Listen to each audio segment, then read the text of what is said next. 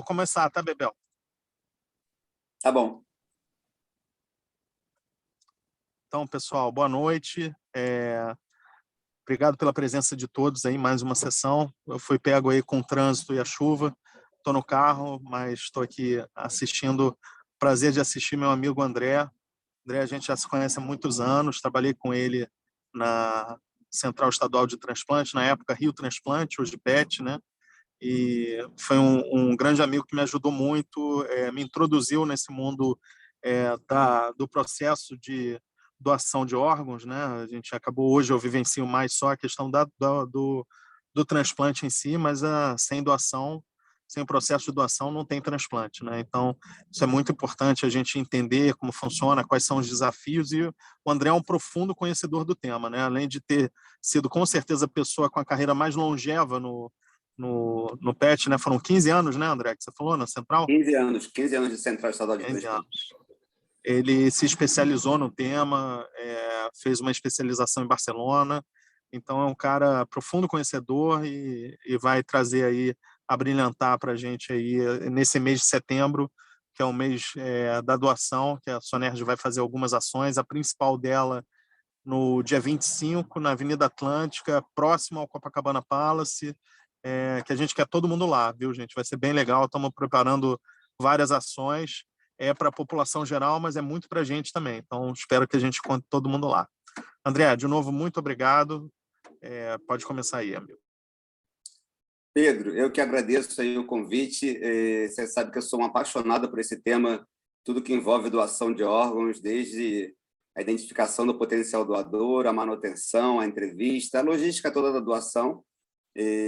Realmente, depois que eu acabei a residência de nefrologia em 2000, eu comecei a trabalhar lá na Central Estadual de Transplantes e fiquei até 2015, foi uma experiência ímpar, mudei muito como pessoa e como profissional, por ver o outro lado. Na residência de nefro, eu vi o pós-transplante, o pré e o pós-transplante, mas ver o que tem colaborando para essa cadeia toda, desde do potencial receptor, ele ser preparado e depois ele recebeu o órgão, mas tinha alguma coisa nesse meio aí, linkando, que é a doação de órgãos. Então, realmente foi uma experiência incrível. Vou falar um pouco, então. O Pedro falou, me deu um tema muito genérico, doação de órgãos, panorama geral. Primeiro, falar que eu não possuo nenhum conflito de interesse, então, se eventualmente sair algum nome de alguma droga, algum produto de indústria, foi sem querer, mas não possuo nenhum conflito de interesse. E eu pensei em... Peraí que tá falhando. Separei a apresentação em 3 partes. Doação no mundo e no Brasil. Vou falar um pouquinho de doador com critério expandido e muito pouquinho de educação e doação de órgãos.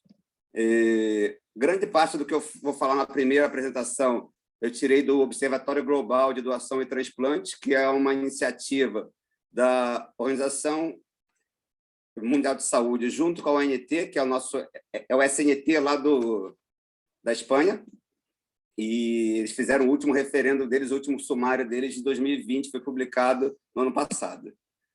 Aqui eu trago para vocês o número de doadores, deixa eu pegar o meu mapa aqui, meu mouse.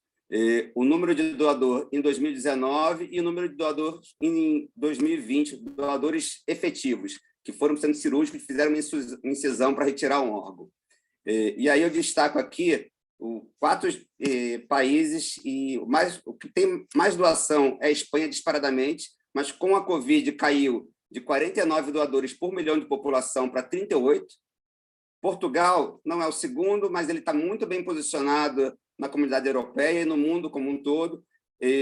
Tinha 33 doadores por milhão de população em 2019, caiu para 24 doadores PMP em 2020, tudo isso por conta da Covid. E o Brasil, a gente tinha atingido um número recorde de quase 18 doadores PMP e a gente voltou para 14,2. Isso tudo por conta da Covid, que impactou muito nos nossos resultados. Pouquíssimos países tiveram um aumento, como os Estados Unidos, eles aumentaram o doador efetivo de 2020 para 2019, quer dizer, de 2019 para 2020. Aqui eu trago para vocês o número total de órgãos efetivamente transplantados por órgão: rim, fígado, coração, pulmão, pâncreas. Isso não atingiu nem 10% da necessidade global de cada região. Isso inclui 93 estados que fazem atividade transplantadora. que engloba 80% do mundo. Teve uma queda no total de órgãos efetivamente transplantados de quase 20% de 2019 para 2020 por conta da pandemia.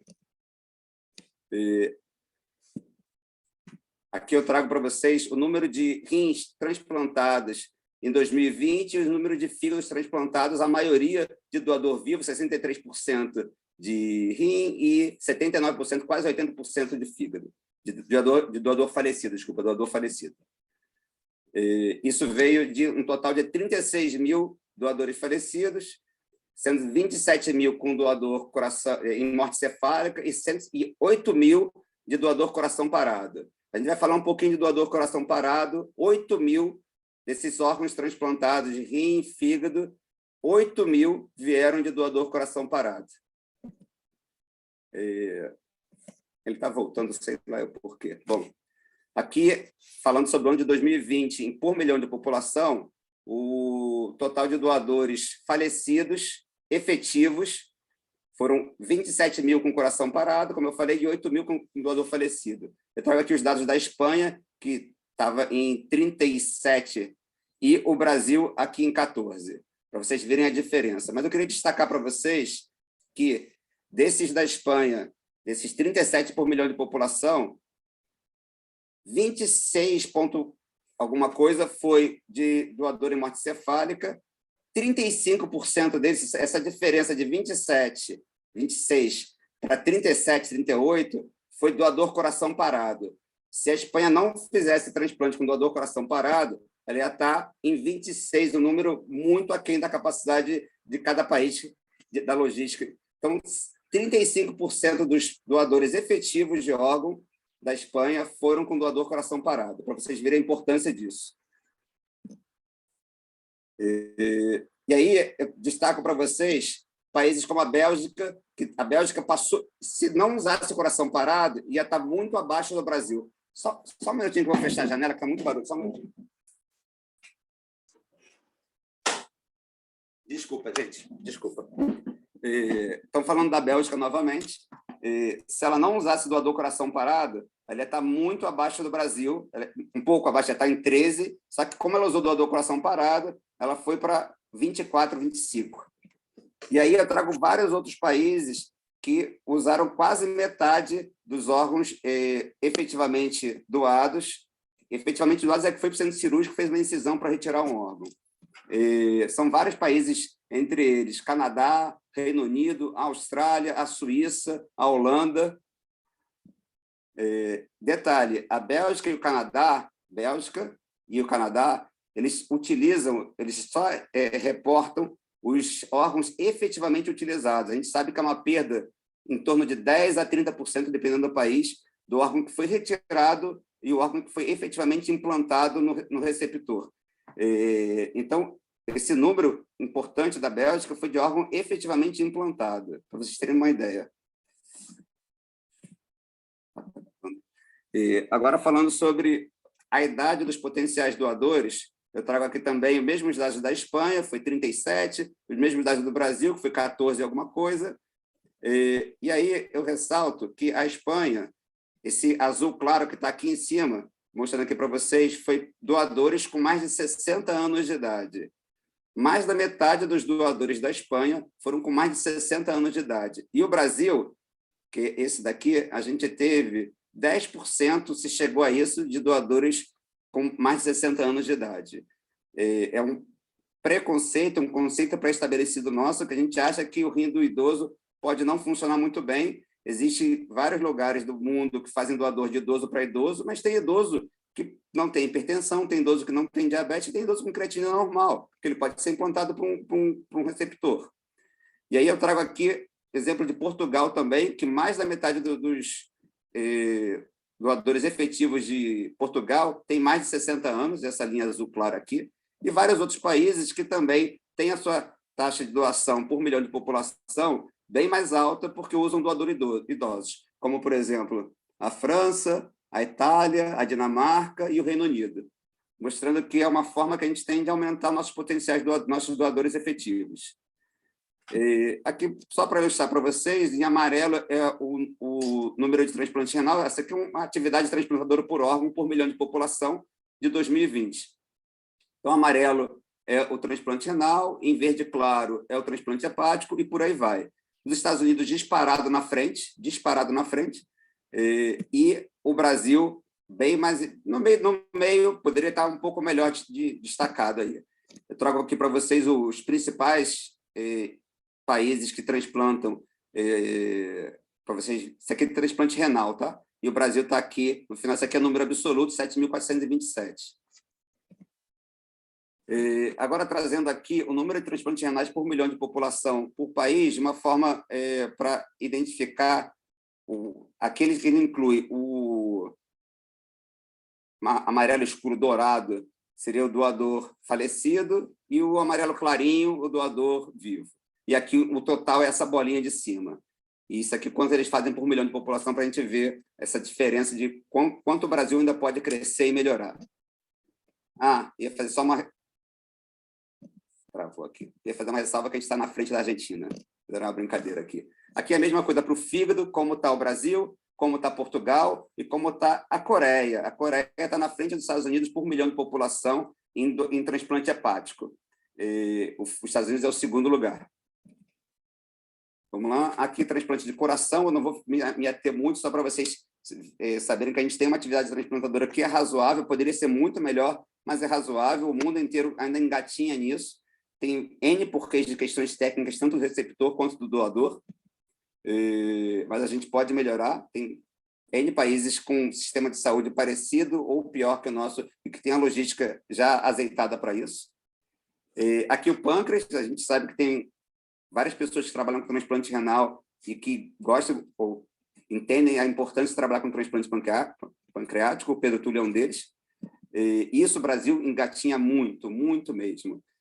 A gente fez 9 transplantes em 2020 de transplante de pâncreas. Enquanto outros países já estão acima de 2,5 por milhão de população, que seria talvez o número adequado para atender a população de diabético, a gente está com 0,7 doador por milhão de população de transplante de pâncreas. Transplante de pulmão, eu vou passar rápido para não ser muito enfadonho, tem muitos números. E agora eu vou falar, estava falando do mundo, vou falar um pouco da América Latina. O transplante com doador falecido, o Brasil ele se destaca com 14,2 por milhão de população, doadores falecidos, mas eu ressalto que o Uruguai tem mais do que a gente, ele está com 18 por milhão de população, então tem como a gente melhorar bastante. Aqui o transplante renal, tanto de doador vivo quanto de doador falecido, a gente está bem, com 22,7, mas o Uruguai com 34,3. E aí, isso, tanto quando ele separa a análise por doador vivo, quanto por doador falecido, o Uruguai continua na nossa frente. Esse gráfico, essa tabela é muito cheia de número, mas eu só vou destacar aqui alguns dados do Brasil, que é o país mais populoso disparado da América Latina, e por isso a importância de a gente referenciar os números indexado pela população, por bilhão de população, porque seria injusto comparar com outros países como a Argentina ou Bolívia, que tem menos da metade da nossa população. E eu destaco aqui o número de doadores por milhão de população, já falei que foi 14,2. O número de doadores com mais de 60 anos, nosso, foi muito baixo, foi 1,5 por milhão de população, enquanto em outros países foi mais de 20 por milhão de população, o número de doadores falecidos com mais de 60 anos. Isso a gente pode trabalhar bastante. Tem um quê cultural de um preconceito, um conceito pré-estabelecido nosso sobre esse doador mais idoso. Já tem algumas séries históricas de vários países europeus mostrando que a sobrevida até o 5º ano não tem diferença na sobrevida do rim e na sobrevida do paciente. Aqui falando sobre doadores falecidos que foram efetivamente utilizados, há uma perda, isso acontece no mundo inteiro, uma perda dos órgãos que foram retirados para os órgãos que foram efetivamente implantados, isso há uma perda, e a gente perdeu aí cerca de 10% do que foi tirado, foram 3.000 retirados, e a gente implantou 2.700 rins, órgãos no total, quer dizer. E a mesma coisa para quem tem mais de 60 anos, a gente também perdeu mais ainda. E é comum perder órgão quem tem mais idade, Tem lugares do mundo que fazem biópsia protocolar e conseguem o resultado em tempo hábil, deixam na máquina de perfusão, e isso fica em tempo hábil para a gente poder avaliar se essa biópsia é adequada ou não, e eu poder implantar o meu órgão com mais garantia. Ele está quicando aqui, não sei o que está vendo aqui. Só voltar aqui, Pedro. Agora foi. Aqui, o número de doadores efetivos após a determinação da parada circulatória, que a gente tinha apenas um modelo de doador falecido com morte cefálica, com coração batendo. E já há mais de 20 anos existe um modelo de coração, um modelo de doador falecido com coração parado.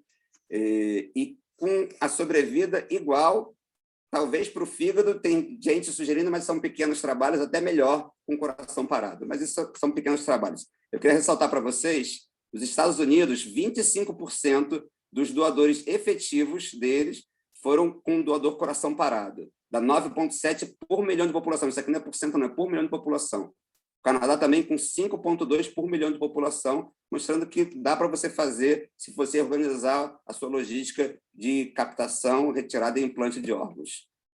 Aqui eu dou um zoom na Europa, não sei por que ele está voltando. Aqui eu dou um zoom na Europa, na Espanha, 13,3 por milhão de população foram por doador coração parado. Aqui, se eu não me engano, Bélgica. E na Bélgica, 10,2 por milhão de população foram com coração parado também. Parte desses dados que eu apresentei foram trazidos da newsletter Transplante, e agora eu vou apresentar um pouco sobre os dados da RBT de 2002, falando sobre o panorama nacional e dando ênfase para o Rio de Janeiro em alguns aspectos. O total de transplantes feitos no primeiro semestre de 2002 está aqui nessa tabela. Vou ressaltar que o rim foram 2.381 transplantes renais efetivos, sendo a maioria de doador falecido, e a gente chegou em número ainda muito baixo de 22,3 por milhão de população. No Brasil inteiro existem 141 equipes de transplantadoras de rim. Aqui eu trago para vocês o dado por milhão de população de potenciais doadores. E a gente melhorou bastante. A gente, Brasil, melhorou bastante em número de potenciais doadores. Esse foi um ano recorde. Melhor, esse semestre foi um semestre recorde do número de notificações de potenciais doadores. Chegou a 59,4 por milhão de população. A nossa capacidade estimada seria um pouco maior de 90 potencial doador por milhão de população. O Rio de Janeiro está em 12º lugar na notificação de potenciais doadores. E a gente está bem na fita em questão de doação efetiva de órgãos. Doação efetiva de órgãos é aquele que passou todo o protocolo de morte cefálica, da logística de doação, foi para o centro cirúrgico e fez uma incisão para retirada de órgãos. Isso é a doação efetiva. E a gente está em 5º lugar, 19,8 por milhão de população. A gente já esteve melhor, caiu muito no ano passado e agora a gente está se recuperando. Aqui o número absoluto de transplantes por órgão, isso vindo desde 2012 até 2022. Esse número que está à direita de 2022 é uma estimativa que ele pegou, o que fechou no primeiro semestre e multiplicou por 2. Então, é uma estimativa de como vai fechar. Então, desde 2012, a gente, com a pandemia, antes da pandemia, tinha chegado a 6 mil transplantes renais, tinha sido um recorde, a gente nunca chegou num número desse, e aí caiu com a pandemia para 4 mil transplantes. E, como eu falei, a gente tem 2.381 e, multiplicando por 2, a estimativa é que chegue próximo do que a gente chegou em 2021. Vai ficar praticamente igual. A diferença vai ser muito pequena. A mesma coisa vale para o rim pâncreas. Eu botei o rim pâncreas aí em homenagem ao meu amigo Pedro Túlio. Também a gente teve uma queda importante de 2019 para 2020, isso foi por conta da pandemia, e talvez a gente chegue no número menor, 136, se fizer o dobro do que a gente fez até no primeiro semestre, vai ser menor do que a gente fez em 2021. Bom, vamos lá. Aqui o número anual, conforme o tipo de doador, falecido e vivo, de transplante renal. Também caiu o transplante renal do doador falecido, de 5 mil para 4 mil. O impacto foi tanto no vivo quanto no falecido. E no falecido caiu de 1.000 para 4... Desculpa, no doador vivo, caiu de 1.000 transplantes que a gente tinha feito para 444 em 2020 por conta da pandemia, e a gente está se recuperando. mas ainda vai fechar um pouco mais alto do que a gente fechou no ano passado, mas ainda muito aquém do que a gente fechou pré-pandemia, que foi mais de 1.000 transplantes pré-pandemia. Aqui o número comparativo de como caiu da evolução de 2021 em vermelho e 2022 em verde, isso por estado. E aí eu destaco aqui o Rio de Janeiro, a gente em número absoluto em terceiro lugar, porém, quando a gente vai para por milhão de população, e essa é a comparação mais adequada, porque o número absoluto vai dizer muito pouco, porque vai depender de como está a sua população, vai depender da sua capacidade de atendimento, de N outras questões, o número absoluto nos diz muito pouca coisa. O PMP tem seus problemas por milhão de população, mas é menos pior, é mais adequado do que falar por número absoluto. E a gente está em oitavo lugar quando a gente fala de número por milhão de população no transplante renal, na doação de órgãos. É no transplante mesmo, tá?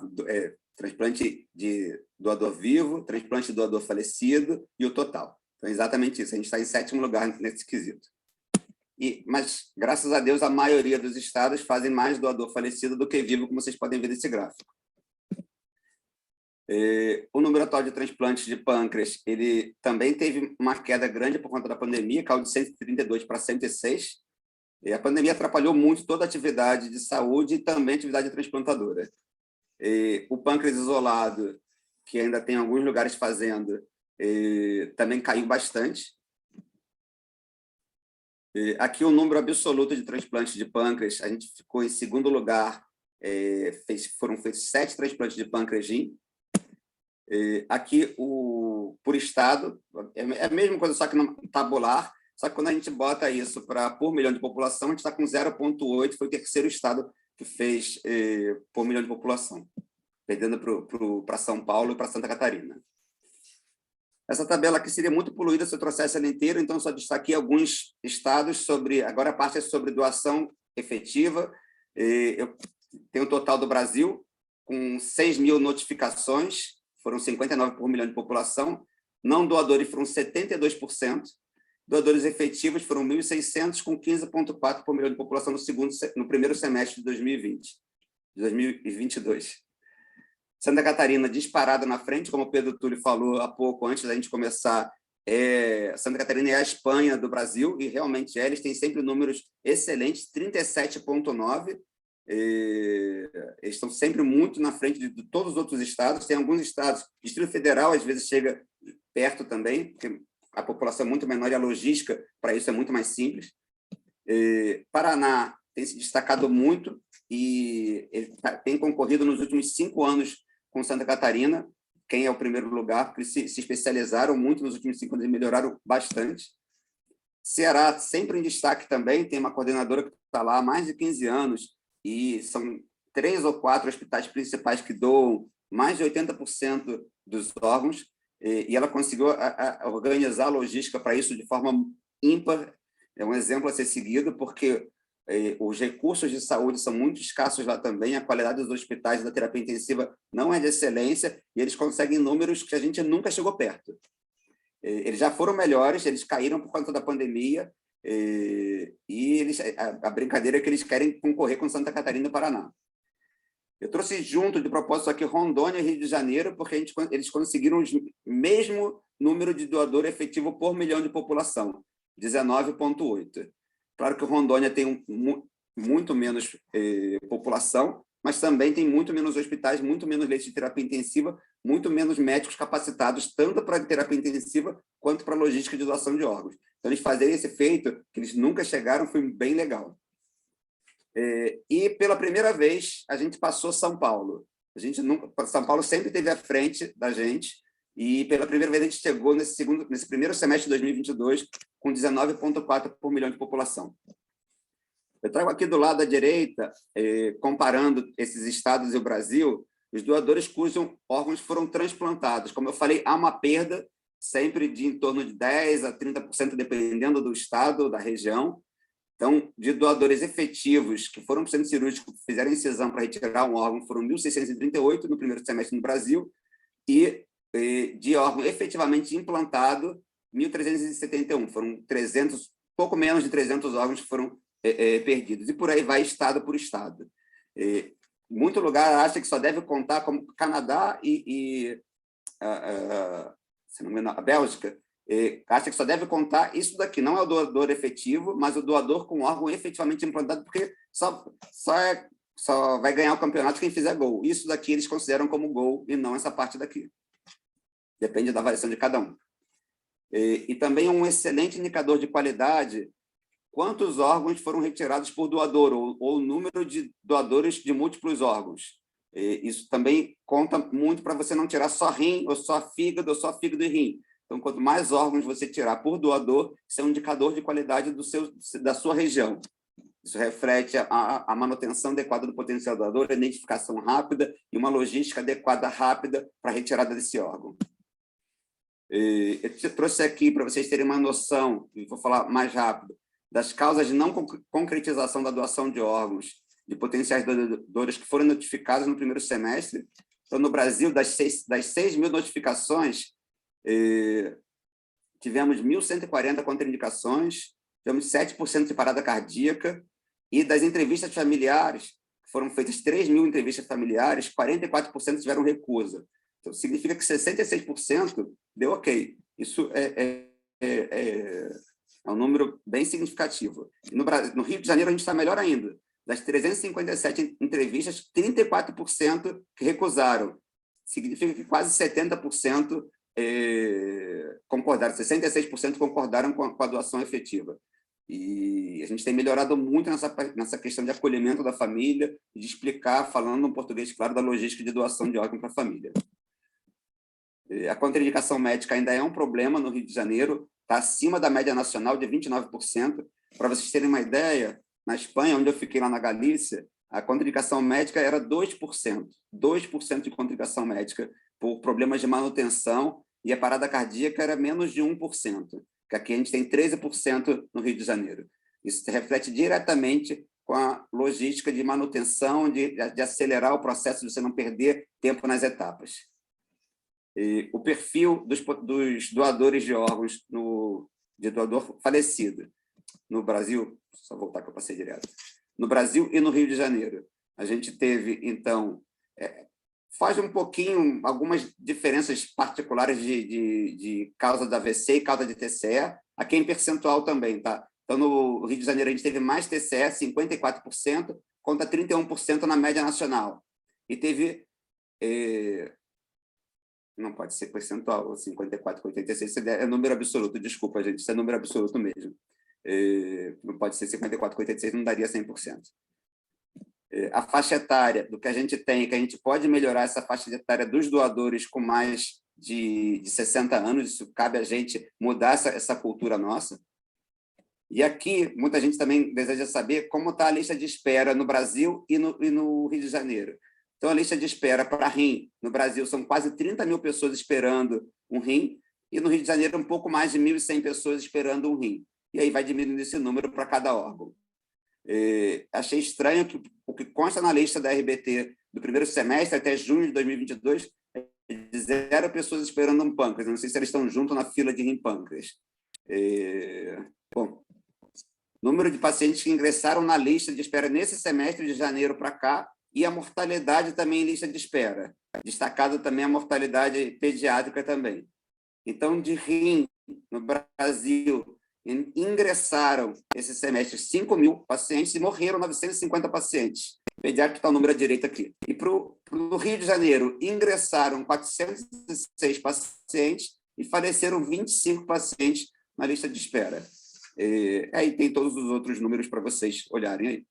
Trago aqui para vocês, a título de curiosidade, as principais equipes transplantadoras que a gente tem no Rio de Janeiro, no estado do Rio de Janeiro. Eu queria dar um destaque especial, a doutora Deise Duboni continua sendo a campeã das campeãs no Hospital São Francisco de Assis, fazendo 99 transplantes do doador falecido, isso só no primeiro semestre de 2022. E, em segundo lugar, a minha colega, tanto de faculdade, eu fui veterano dela, minha caloura, Patrícia Fini, e depois lá na residência, de sair da residência de nefro, ela estava entrando, lá no Hospital de Bom Sucesso, também com 47 transplantes de doador falecido feitos no primeiro semestre. Então, parabéns a todos. Fazer transplante no Brasil e no Rio já é uma batalha, mas para fazer 99 transplantes e 47 transplantes é uma batalha maior ainda. Aqui, transplante de pâncreas, a equipe do Pedro Túlio fez 7 transplantes de pâncreas no primeiro semestre de 2022, num total de 40 desde o início do registro da RDT, foram 40 transplantes já feitos, mas aqui eu destaco, desse primeiro trimestre, transplante de pâncreas e rim. Bom, falando um pouco, então, agora fiz uma apresentação do panorama no mundo, panorama na América Latina e no Brasil, no Rio, e que estratégias a gente pode ter para aumentar o número de transplantes. Existem algumas, eu vou citar algumas, aumentar o número de transplantes com doador falecido, e aí cabe a gente identificar mais esses potenciais doadores e agilizar a logística para isso, aumentando o número de notificações de morte encefálica, o número de conversões de potencial doador em doação efetiva, o número de órgãos utilizados por doadores, isso é fundamental. Máquinas de perfusão extracorpórea, isso é uma realidade em vários países do mundo. O Rio de Janeiro teve uma experiência de 2010 a 2015, 2020, mas depois isso acabou se perdendo, mas em muitos países isso ajuda órgãos, principalmente mais idosos, pacientes hipertensos, que tiveram morte por AVC, tiveram creatina maior que 1,5, seriam os critérios de botar o paciente na máquina de perfusão, e agora também os doadores com coração parado. Isso muda a sobrevida do enxerto renal, e você pode usar como se fosse um doador de coração novo, e ficando muito bom. Doadores com critérios expandidos, quando eu entrei na residência já não era mais assim, mas o Edson sempre contou, o Edson da creatina, meu amigo que deve estar me escutando aí, sempre contava que antigamente paciente hipertenso e diabético não podia ser doador, e hoje é o feijão com arroz. Hoje a gente faz transplante de hepatite B para hepatite B, de hepatite C para hepatite C e por aí vai. Então, expandir cada vez mais esses critérios e acabar com alguns preconceitos pré-estabelecidos que a gente tem baseado em nada que poderia dar ruim para o receptor, e a gente sabe que hoje não é tão assim. É claro que a gente tem que fazer isso com segurança para que o enxerto funcione no receptor e para que não traga nenhum malefício com risco de infecção ou risco de neoplasia. Mas, se bem avaliado, dá para a gente seguir adiante em vários casos que antes foram descartados. E o doador com coração parado, que exige uma legislação específica para isso. Há uma barreira não só da legislação aqui no Brasil, mas uma barreira cultural e também de preconceito para que isso não seja estabelecido de fato no Brasil. Já há mais de 10 anos, algumas pessoas vêm invocando ou provocando essa possibilidade, mas isso tem sido embarreirado por algumas cabeças. Também, para aumentar o número de transplantes, é fundamental aumentar o número de transplantes do doador vivo, sempre com segurança, para que não traga dano para esse doador vivo. O xenotransplante, essa promessa eu já escuto desde antes dos anos 2000, quando na residência, falando que é uma oportunidade que vai daqui a 5 anos, daqui a 10 anos, e, de fato, isso não é uma realidade na prática clínica. Existem alguns trabalhos pontuais, anedóticos, falando, mas na prática clínica não tem nenhum lugar fazendo. Pesquisa de células-tronco, reconstrução do órgão, ainda também está muito engatinhando, como transplante, talvez como medida para postergar o transplante, mas não do rim, do coração. Tem alguns trabalhos mostrando que pode ser uma boa estratégia. E eu vou falar um pouquinho sobre o doador com critério expandido, mas bem rápido. Existem poucos critérios absolutos de exclusão absoluta de doador de órgãos e tecidos. É o do HIV positivo, HTLV positivo, isso é no Brasil, essa legislação, isso não vale para várias outras regiões do mundo. Tuberculose em atividade, e não há uma definição técnica do que seja tuberculose em atividade. Foi convencionado, padronizado que seria tuberculose em tratamento. Neoplasias, exceto alguns tumores primários do sistema nervoso central, carcinoma in situ de útero e de pele, e mesmo assim tem que ser averiguado qual é esse tumor e como é que foi o tratamento desse tumor. Existem alguns tumores do sistema nervoso central que podem fazer metástase para fora do sistema nervoso central. Sepse refratária, isso também é um conceito vago, não é uma definição técnica de sepse refratária, qual a dose máxima de noradrenalina, de vasopressina para aceitar ou não. E talvez seria o paciente que não consegue atingir uma pressão mínima adequada, apesar de aumento progressivo das drogas vasoativas. Mas não há uma definição única sobre isso. infecções virais e fúngicas graves ou potencialmente graves na presença de imunossupressão, exceto hepatite B e C. E por isso que eu digo que a gente acha que muita coisa não pode doar e pode doar. Por exemplo, meningite meningocócica pode doar, antibiótico no morto e antibiótico no vivo, e meningite viral não pode doar, porque não tem tratamento no receptor que vai estar imunossuprimido e vai morrer. Então, é difícil quem está à beira do leito avaliar se pode doar ou não. Aqui são os critérios clássicos de doador com critério expandido de rim, porque esses critérios de doador com critério expandido variam para cada órgão, seja tanto quanto a função do enxerto, quanto ao risco de transmitir alguma doença infecciosa ou neoplásica para o receptor. O clássico, então, é o doador com mais de 60 anos, que tenha morrido de AVC, que tenha hipertensão ou que tenha creatina maior que 1,5. E aí tem todas as combinações, desde uma idade entre 50 e 59 anos, e as combinações desses outros fatores que eu falei abaixo. E eu trago alguns exemplos para vocês de transplantes com sucesso já feito no passado. Transplante de doadores com choque séptico, não era só sepsis, não era só infecção, com choque séptico por Acinetobacter baumannii e foram transplantados. Mais de 90 órgãos com sucesso. Nenhum dos receptores desenvolveu infecção por Acinetobacter baumannii, porque usaram antibiótico no morto, no potencial doador, no doador efetivo, e antibiótico no vivo, e vida que segue. Será que a idade importa? E aí tem aqui o resultado de doadores de fígado com mais de 80 anos de idade, e até o 5º ano de acompanhamento não teve diferença na sobrevida, e sendo que esses pacientes foram transplantados pelo MELD, que é para estabelecer a gravidade da doença hepática. E se eles não transplantassem em 1 ano, a probabilidade de óbito chegava a quase 90%. Eles conseguiram viver pelo menos, e a partir do 5º ano é que teve diferença em quem tinha menos de 60 anos de idade, de 80 anos de idade. E começou a ter alguma diferença, mas até o 5º ano a curva de sobrevida era igual. E aqui é um clássico brasileiro, lá da equipe do Pestana, do Medina, expandindo os limites do doador falecido, transplante de sucesso de um doador com creatina de 13. É claro que era um agudo, que ficou na emergência largado por um tempo, até que ele foi identificado como potencial doador e começou a reanimação. Mas a creatina basal dele era de 0,9, 1,0. A última vez que eu encontrei com ele, os 2 receptores estavam vivos e com creatina estável, um creatina de 1 e o outro com creatina de 1,9, 2, alguma coisa assim. Então, não é o valor único isolado da creatina que vai dizer se pode ou não pode, e sim o que aconteceu para a creatina chegar naquele valor. E aqui um bem interessante sobre transplante e acompanhamento de transplante renal de doador, não só com lúpus eritematoso sistêmico, mas com nefrite lúpica. E aí tirou o rim daquele meio que produzia anticorpos, ou seja lá o que for, contra o glomérulo. O paciente tinha função renal normal, obviamente, a creatinina do meu amigo Edson normal, tinha um certo grau de proteinúria, por isso tinha nefrite lúpica, transplantou e o rim ficou ótimo. Biópsia protocolar a cada 6 meses, o rim sem lesão lúpica. Em homenagem ao meu amigo Pedro Túlio, vou falar um pouquinho de doador falecido com parada circulatória.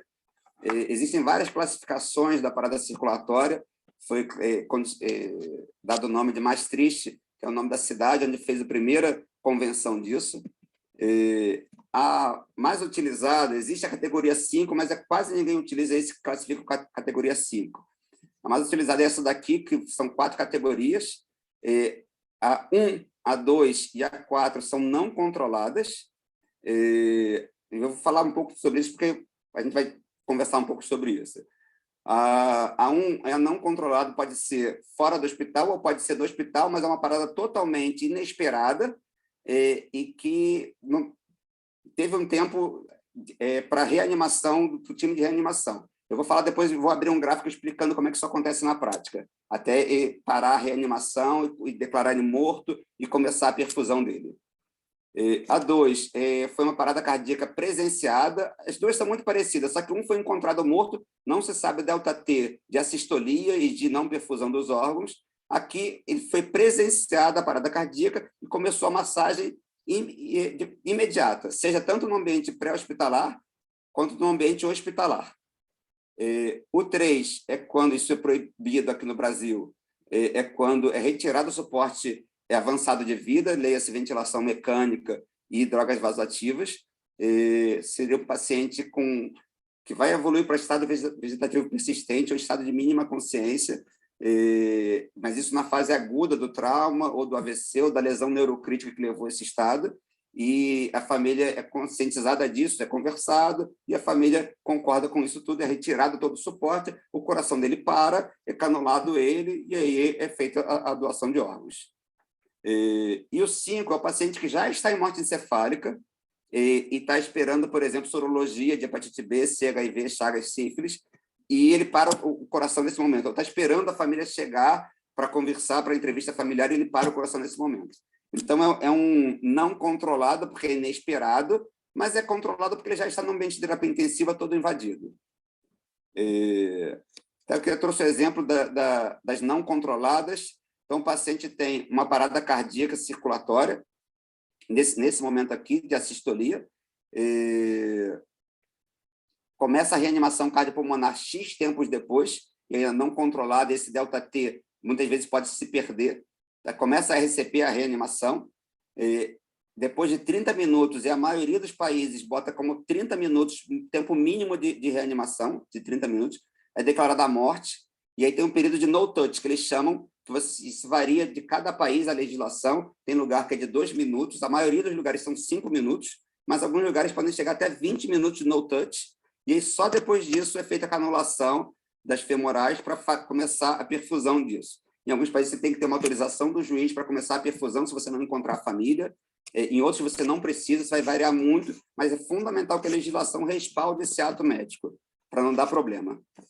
E esse tempo total de isquemia quente, desse WT, a isquemia quente, ele deve ser de 120 a 150 minutos, que é o tempo de começar a perfusão, principalmente para o rim e para o fígado. Mas existe doador coração parado para pâncreas, que os resultados são meio dúbios, para pulmão e para coração. Existe doador de coração parado que doa o coração e funcionou, e não são poucos casos.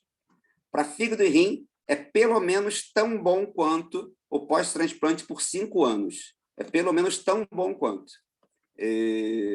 Bom, existem vários trabalhos mostrando sobre o uso de doador efetivo. Esse aqui eu trouxe falando sobre o custo de um modelo, porque é claro que há um custo para isso tudo, de você usar um doador com critério expandido, seja doador com critério expandido por risco de ter o não funcionamento do enxerto, seja pelo risco de trazer doenças para o receptor. E esse custo, trouxe aqui para vocês o doador padrão, que é o doador chupeta, mas que é cada vez mais raro. Ele custa, em média, para o hospital, $4 mil por órgão, e seria em torno de $17 mil por doador. E para a OPA, de custo indireto, por doador, cerca de $11 mil. E o doador expandido, esse foi um modelo matemático que eles fizeram, seria de $14 mil e de $10 mil para a OPA, e para o hospital seria de $14 mil. Vamos lá. Esse custo ele vai diminuindo conforme eu vou aumentando. Então, OPAs que captam poucos órgãos, eles têm um custo maior, aqui é custo, quando estão em um percentil de baixa efetividade, de baixo resultado, e quando você fica num percentil de alta efetividade, esse custo vai diminuindo para a doação de órgãos, de doador com critério expandido. Aqui é com critério expandido de rim e aqui é com critério expandido de fígado. Está indo e voltando, só um minutinho, querido. Existem vários trabalhos também falando da importância da máquina de perfusão para rins que seriam, não só rins, fígado e vários outros órgãos, que seriam contraindicados. Com a máquina de perfusão, você pode usar eles com razoável segurança. Então, aqui seria o doador padrão, o doador vivo ou o doador com morte encefálica, que você conseguiu fazer isso num tempo hábil.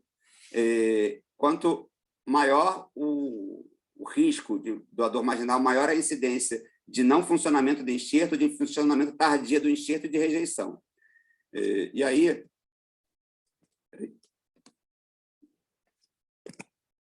Só um minuto.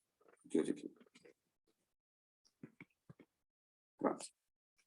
O doador com critério expandido, o doador de rim, que a gente já falou, o idoso ou entre 50 e 59 anos com essas disfunções, e o doador com coração parado. Mas tudo isso a gente pode usar com segurança, principalmente pensando na máquina de perfusão. Esse aqui é bem parecido com aquele que eu mostrei da logística de doação. Sim, aqui que eu queria mostrar para vocês. Hoje, o mundo inteiro funciona, o modelo muda um pouquinho, mas existe um centro de procura de órgãos, procura e retirada de órgãos, seja ele a OPO, que é uma organização extra-hospitalar, que faz essa busca e facilita a logística de doação, ou a CEDOT, que é uma organização dentro do hospital, que organiza essa logística de doação, e pode ter um intermediário aí do centro transplantador, da central de transplantes, e os órgãos são direcionados para o centro transplantador.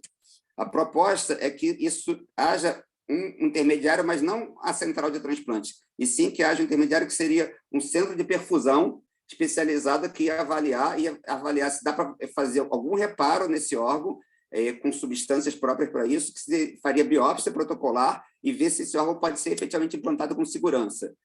Tem alguns lugares do mundo já funcionando assim com centros de perfusão. Tem algumas OPs nos Estados Unidos já bem desenvolvidas, que são verdadeiros centros de perfusão, não tem paciente, ela só tem órgão, as caixas e as máquinas de perfusão.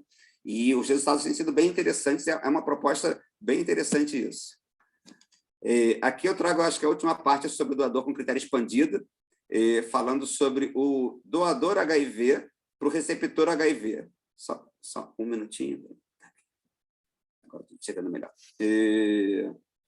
Esse projeto da HOPE é política de equidade do órgão para o HIV.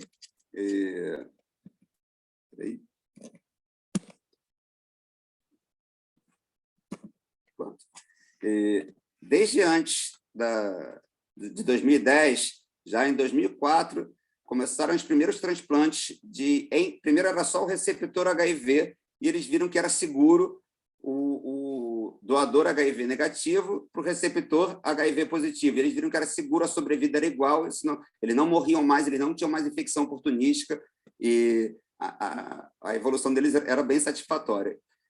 Na mesma época também começou um estudo na África do Sul, porque a África do Sul tem uma prevalência de pacientes HIV positivo de quase mais de 10% da sua população total, e era uma prevalência bem elevada, e isso levava a eles perdiam muitos potenciais doadores que morriam por causa traumática, por causa não relacionada ao HIV, e eles começaram, então, um projeto, uma pesquisa sobre isso, supervisionada pela Organização Mundial de Saúde, e que deu super certo, e isso começou a história, então, do transplante com doador HIV positivo, para o receptor HIV positivo. Há estimativas de quase 500 potenciais doadores HIV positivo por ano nos Estados Unidos, isso varia de região para região. Isso aqui foram números efetivos de doador HIV positivo para receptor HIV positivo nos Estados Unidos, nesse projeto HOPE, que é a política de educação de equidade de órgãos de HIV. Então, era doador HIV para o receptor HIV. E existe também o doador vivo de rim e de parte do fígado para um receptor vivo, doador HIV positivo vivo para o receptor HIV positivo vivo. E aí tem várias motivações para isso. Assim, a solidariedade, o que eles relataram, esses doadores? A solidariedade com outros pacientes HIV para quebrar o estigma associado, ainda há um estigma, um preconceito muito grande associado com HIV. Aqui, um cara tinha 30 anos já que ele era positivo, e ele queria devolver, queria entregar, e sabendo que ele podia ajudar outras pessoas. E alguns se sentiam como um compromisso com a ciência para poder ajudar a ciência. Então, há vários motivos que eu posso usar com segurança o doador HIV positivo vivo para o receptor HIV positivo. Aqui é a vontade de doar, então, 80%, essa é a parte mais escura, 80% falou que queria doar em vida, após a morte, e 62% falou que doaria em vida. Isso foi numa clínica de HIV feita lá em Baltimore, com 114 pacientes vivendo com HIV. Vem aumentando muito o número de organização de procura de órgãos nos Estados Unidos, que trabalha com doador HIV positivo, doador falecido HIV positivo, Então, em 2016, tinham 16 OPOS que trabalhavam com doador HIV positivo, doador falecido. Isso dobrou, mais do que dobrou, em 2 anos. Isso vem aumentando. E agora, só para finalizar, eu lembro, acho que foi ano passado, alguém falando no grupo da Sonerge do WhatsApp sobre que tinha que investir mais para a população se conscientizar da importância de doação de órgãos, que isso ia fazer diferença. E, na verdade, lá na Espanha, o Rafael Martesans, que era o antigo coordenador da ONT, ele falava que se ele tivesse poucos euros, ele ia investir em educação dos profissionais de saúde, porque isso é que faz diferença no número de doações efetivas de fato. Lá na Espanha, onde eu fiquei, na Galícia, cerca de 5% da população é analfabeta. Na Espanha, cerca de 5% da população é analfabeta. Eles são, com perdão da palavra, rudimentares mesmo, mas o que faz a diferença é o acolhimento da família desde o início, é saber falar um espanhol, um português claro com a família, saber escutar a família, e que essas atitudes realmente fazem diferença na taxa de doação efetiva. Isso é gritante como isso acontece. Esse aqui é um artigo de 2008, mas tem vários outros artigos falando de... Esse aqui foi uma meta-análise, uma revisão sistemática. E aí ele juntou alguns trabalhos aqui falando da associação entre a informação discutida durante a solicitação de órgãos e a taxa de consentimento... Deixa eu só tirar aqui da minha frente. E a taxa de consentimento para doação de órgãos. Então, a qualidade da informação e a forma como isso é passado tem muita diferença no seu desfecho do paciente. Está travando aqui minha tela. Vamos lá. Estudos mostrando a associação entre a qualidade percebida do cuidado daquele paciente e a taxa de consentimento. Então, quanto melhor a qualidade percebida pela família, não é a qualidade de fato que aconteceu, é a qualidade percebida pela família, melhora a taxa de consentimento de doação de órgãos. E é claro que isso vai impactar diretamente na postura do profissional para que a família perceba se essa qualidade foi boa ou não. A associação do entendimento dos parentes sobre morte encefálica e a taxa de consentimento. E aí muita gente fala, aí que tem que explicar para a família. E, na verdade, é a nossa capacidade de reaprender a falar português, porque a gente fala um javanês e a gente acha que a família está entendendo tudo, e a gente está falando uma linguajar própria que a gente adquiriu nos 6 anos de faculdade, mais os 4 de especialização, e que a família não entende, e não entende mesmo. Está acabando, gente. E aqui os estudos mostrando a associação entre o tempo que você foi solicitar a doação de órgãos e a taxa de consentimento. Então, saber respeitar, isso tem técnicas para isso, e as técnicas incluem saber respeitar esse tempo que você vai conversar sobre morte cefálica. Primeiro você explicou que era uma morte cefálica, a família elaborou o luto disso, e depois você vai, uma vez entendido isso, que você vai falar sobre doação de órgãos, e não no meio desse processo. Estudos mostrando a associação no ambiente que você está fazendo a solicitação de doação de órgãos e a taxa de consentimento. O ambiente faz diferença. Então, isso tudo tem que ser investido. Estou mostrando várias coisas que têm que ser investido no profissional de saúde, na educação dele, para ele saber falar com a família direito. Isso que vai fazer diferença na taxa de doação de órgãos. E, por último, estudos mostrando a correlação, a associação entre a abordagem e a expertise da pessoa que está fazendo a solicitação e a taxa de consentimento. Eu não tenho dúvida nenhuma que, se tem que investir em alguém, é nos profissionais de saúde, para que eles melhorem a capacidade deles se comunicar com as famílias. Bom, Pedro, eu não sei se atendi tudo que você queria, cara. Não sei se eu passei muito do meu tempo. Você botou um tema muito amplo para mim, e eu tentei ser o mais conciso possível. Não é muito ser conciso, mas foi isso. Muito obrigado, André. Foi sensacional. Queria agradecer. Você fez um passeio por todo esse tema muito amplo, como você falou, né? E queria te agradecer aí. Vamos abrir agora para algumas colocações. Queria primeiro o presidente da BTO, nosso colega de Juiz de Fora, o Gustavo Ferreira, está aqui assistindo. E aí convidei ele para comentar e fazer algumas perguntas a você também, André. Então, Gustavo, obrigado pela presença.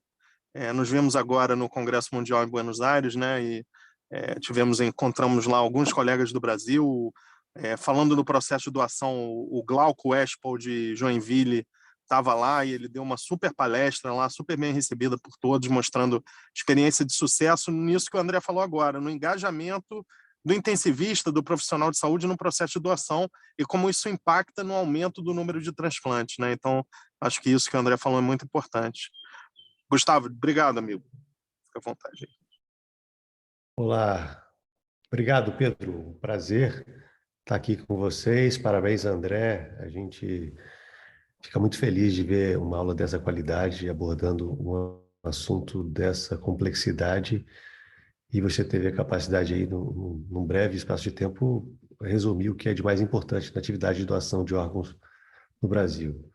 Isso deixa a gente muito, muito feliz que o Brasil tem pessoas muito qualificadas nessa atividade, né? Nós temos exemplos de pessoas que têm um potencial muito grande de transformar a atividade transplantadora do Brasil. E no Rio de Janeiro, nós temos aí várias pessoas, e o André participa desse grupo, que tem a capacidade de transformar o estado do Rio de Janeiro com um grande número de doadores. Sabemos que podemos melhorar muito, mas ainda assim, o Rio de Janeiro é um exemplo para nós. Minas Gerais ainda, infelizmente, precisa aprender muito com essas lideranças. A gente tem um grupo muito motivado aqui, o Omar, ele é muito motivado, mas ainda a estrutura não está tão redonda como no Rio de Janeiro, Santa Catarina, Paraná, Ceará. A gente precisa melhorar um pouco mais. Mas um dado que me preocupa muito é que durante a pandemia, a gente percebe hoje que a capacidade de notificações, de doações vem aumentando, mas vem recuperando. E o número de transplantes não vem acompanhando esse número de doações. A gente percebe que a doação está voltando com mais intensidade do que a atividade de transplante propriamente dita. E aí eu vou falar especificamente agora dos rins, porque a gente teve um aumento durante a pandemia de 17% das recusas entre os centros transplantadores. E até agora a gente não entendeu muito claramente o motivo dessas recusas. O que a gente entende ainda parcialmente, uma análise primária, é que houve, durante a pandemia, uma desestruturação das equipes de transplante no Brasil como um todo. O Brasil precisou deslocar muitos profissionais da atividade de transplante para o tratamento da Covid, né, para os UTIs, nefrologistas, intensivistas, precisaram utilizar toda a estrutura do hospital, e agora, no momento de reestruturar a atividade, a equipe de transplante, a gente ainda não conseguiu ter toda a sua força. Então, a gente percebe um aumento da recusa de doadores. Isso é um problema para a gente, como você bem apresentou aí. A gente pode deixar de ser menos conservador, ser mais liberal na aceitabilidade dos doadores. Isso é muito importante, que isso poderia aumentar a nossa chance de melhorar a qualidade de vida dos nossos pacientes. Então, um segundo ato que a gente acredita que possa estar acontecendo é que realmente os hospitais estão economicamente muito debilitados com a crise econômica. O custo da saúde aumentou bastante e a remuneração do transplante é a mesma nos últimos 12 anos. E provavelmente isso possa também ter impactado nessa desestruturação das equipes de transplante renal no Brasil. Então, nossa preocupação hoje na BTO é uma tentativa de reestruturar todo esse movimento, né, de toda a capacidade que o país tem de transplantar. A gente tem uma força muito grande, como você mostrou nos gráficos ali do RBT. A gente vinha num crescimento há muitas décadas, e foram nos primeiros 3 anos que a gente tem de queda de número de transplantes. E se a gente não virar esse segundo semestre melhor do que o primeiro, vai ser o 3º ano seguido de queda. E vai ser histórico isso nunca aconteceu. E vai ser muito triste para a atividade de transplante como um todo. Então, a gente tem que lutar para que a gente consiga reestruturar toda a capacidade de transplante, não só a doação, como a atividade transplantadora na outra ponta, para que a gente possa voltar a crescer. E parabéns aí, André, pela sua apresentação, e obrigado aí pela oportunidade. Um abraço a todos.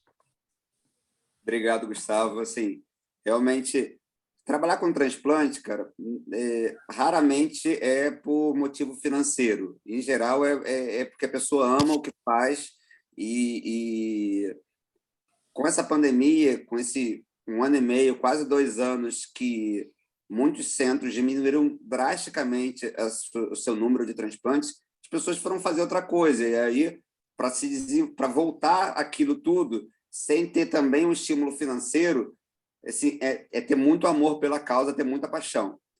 Veja bem, tem lugares que conseguem ser bem remunerados e conseguem ter uma boa... Dá para você viver disso.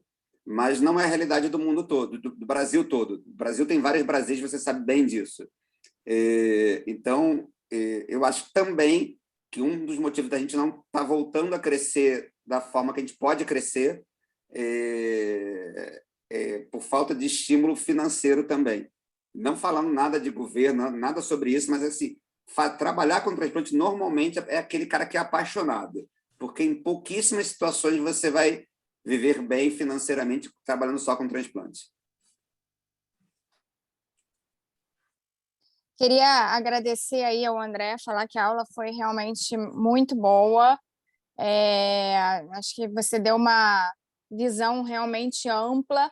Agradecer a todos aí que estão na plateia, ao Gustavo, porque eu mandei o convite para ele quando ele entrou, falei que é uma honra ter o presidente do WTO aqui com a gente. E, assim, só fazer um comentário em relação à questão das dificuldades, eu acho que, em parte, eu concordo com o Gustavo, acho que todos os hospitais estão passando por dificuldades, privados e públicos, e eu acho que os hospitais públicos que continuam fazendo é porque são também guerreiros, né? A gente tem dificuldade de RH, a gente tem dificuldade de insumo, então acho que dificuldade de insumo por questões da pandemia que foi realmente uma bola de neve, então até para conseguir medicação é um estresse, mas acho que a gente tem que continuar aí persistindo, porque, pelo que o André mostrou aí, a gente tem tudo para melhorar e chegar a níveis de outros países, né? Então, acho que foi excelente. Queria ver se alguém que está na plateia aí assistindo quer fazer alguma pergunta. Se quiser falar, a gente abre também para a pessoa entrar e falar. Estou vendo aqui que a gente ainda tem uma plateia boa, tem o doutor Alexandre Caldura, aí, que é o nosso coordenador do PET, se ele quiser falar alguma coisa, enfim. A Patrícia também está aqui, né, que é a RT lá do Hospital de Bom Sucesso, do nosso hospital. Enfim, não sei se alguém quer fazer algum comentário. Estou abrindo aí para o pessoal. Se quiserem mandar as perguntas aqui no chat também, podem mandar. E lembrar, enquanto isso, que a nossa campanha, né, acho que é importante falar do acolhimento que você falou, André, mas a gente tem uma campanha aí, dia 25 de setembro, assim, acho que é a primeira vez que a gente vai fazer uma grande campanha em Copacabana, em frente ao Copacabana Palace, a gente tirou um alvará para isso, tá sendo uma força-tarefa aí da Sonerge, agora a Socerge se uniu a gente, então a gente vai ter mais de 300 camisetas, balões, enfim, várias surpresas, e a campanha é essencialmente para a população, mas é para todos nós, né, da área da saúde, participar e falar com a população, né? Não basta você dizer que é doador, mas acho que você tem que comunicar a família, acho que muita gente não sabe isso. Então, é importante, até para a gente diminuir essa recusa familiar, apesar de não estar tão ruim como o André mostrou aí, mas eu acho que é importante cada vez mais a gente falar sobre esse assunto. Eu acho que é uma oportunidade de mostrar também, de chamar a atenção para a causa do transplante renal. Gustavo, eu sei que Juiz de Fora é pertinho, se você quiser vir para o Rio, se unir a nós, está convidado, viu? Não sei se alguém quer fazer alguma... Esse convite a gente não recusa, não, hein? Chega no Rio, vem, domingo, dia 25 de setembro, vem do Congresso direto para o Rio. Sai de Florianópolis direto para o Rio, isso aí. Seu voo de volta é pelo Rio ou não? E é pelo Rio. Então, para aqui, faz uma escala. Mas aí vai ficar na casa da Bebel, que é na Zona Sul, porque eu sou no município da Barra, eu ainda estou no trânsito voltando. Estou 1h30 no trânsito. Tá convidado, viu? As portas da minha casa estão abertas. Bom, não sei se tem eu vi aqui, que acho que não teve nenhuma pergunta. Peraí, estou tentando ver aqui, que o Pedro está dirigindo. Você ainda está dirigindo ainda, Pedro? Ele ainda está dirigindo. Município da Barra. Município da Barra, André. Isso aí. Mas, eu queria, enquanto a Bebel vê isso aí, eu queria só colocar um aspecto que acho que tanto o Gustavo quanto o André ressaltaram, que eu acho que é isso, assim, principalmente na questão da expansão dos critérios de aceite para doador, uma coisa que é um limitante é não, eu acho que deixou de ser o conhecimento, né, o receio quanto ao resultado, porque isso o André mostrou bem, já está bem sedimentado. Você pode ter resultados bons com doadores com critério expandido, mais idosos, mas eu acho que um grande limitante é sim o fator econômico no sentido de que a maioria dos transplantes no Brasil são feitos pelo SUS, e o SUS ele paga o mesmo valor para um transplante que você faça num receptor de 18 anos com um doador de trauma de 2 dias de internação para um retransplante diabético com um doador de critério expandido. Então, os hospitais têm essa questão também de aceite de doadores de critério expandido, que no final dá certo, mas que dá mais trabalho e que gera mais custos, né? Então, isso é uma preocupação. E, além disso, é a política atual de alocação dos órgãos, né? Então, a gente não tem como destinar órgãos, principalmente de doadores mais idosos, a receptores mais idosos, né? Então, você tem muitos locais onde isso funciona, muitos países da Europa têm esse esquema do old to old. Nos Estados Unidos, eles usam mais a questão do KDPI, né? Que é um critério que avalia a utilidade do órgão, né? A durabilidade do órgão destina a pacientes menos e mais graves. Então, eu acho que a gente tem que avançar nisso para que isso possa ser uma realidade, porque eu acho que deixou de ser a questão de conhecimento. Acho que sempre é bom reforçar, o André mostrou muito bem os dados da literatura, mas a gente já tem isso muito bem sedimentado, passou a ser mais uma questão aí da questão econômica e de alocação também, para que a gente possa avançar. Isso vai, sem dúvida, gerar um número muito grande de aumento de doadores se os centros começarem a efetivamente aceitarem mais esses doadores, né? Deixa eu só fazer o comentário aqui do Dr. Alexandre Caldura. Ele pediu desculpa que ele está muito rouco, mas ele colocou aqui, ó, excelente apresentação. A Central de Transplantes do Rio entende que a qualificação dos profissionais de saúde da CIDOT é a principal estratégia para aumentar as doações no estado. Isso aí realmente eu acho que é um ponto importante, né? E a gente vê que no Rio realmente a captação está melhorando, está aumentando. Depois, agora, esse último mês, a captação foi muito boa. Então, eu acho que é uma força-tarefa aí, né? Porque são multiprofissionais trabalhando nessas ações, né? Não é só um intensivista, né? Tem toda uma equipe multidisciplinar. Gustavo, você ainda está ligado, Gustavo? Estou. Eu ia te fazer uma pergunta. Você sabe se tem algum projeto do Ministério da Saúde ou do SNT de fazer um projeto piloto em algum estado de iniciar doador coração parado? Não, eu não conheço. Que eu saiba, eu não conheço. Se tiver, pode ser que tenha, mas eu não conheço. Não, era uma curiosidade minha. Porque eu já vi algumas pessoas fomentando essa possibilidade, mas ainda há um preconceito por várias pessoas da alta sociedade transplantadora sobre isso. Uhum. É verdade. Eu acho que esse comentário do Alexandre, ele é fundamental. Acho que é investimento mesmo, né? Assim, se a gente investir em educação e preparar os profissionais, a gente vai mudar a realidade do nosso país. A gente tem uma capacidade muito grande, a gente tem um programa muito sólido, né? Um programa muito sólido de transplante no país. Então, eu acho que aí é o ponto mais forte, a gente preparar os profissionais que estão ali na ponta para conseguir a gente ampliar. E eu acredito que aumentando a doação no país vai pressionar os centros de transplante a transplantarem mais também. Eu acho que é tudo uma grande engrenagem que vai fazer com que tudo isso funcione. Sim, com certeza. Pedro, vou passar a palavra para o presidente aí para finalizar. Mais uma vez aí, André, obrigada. Gustavo, obrigada pela sua participação.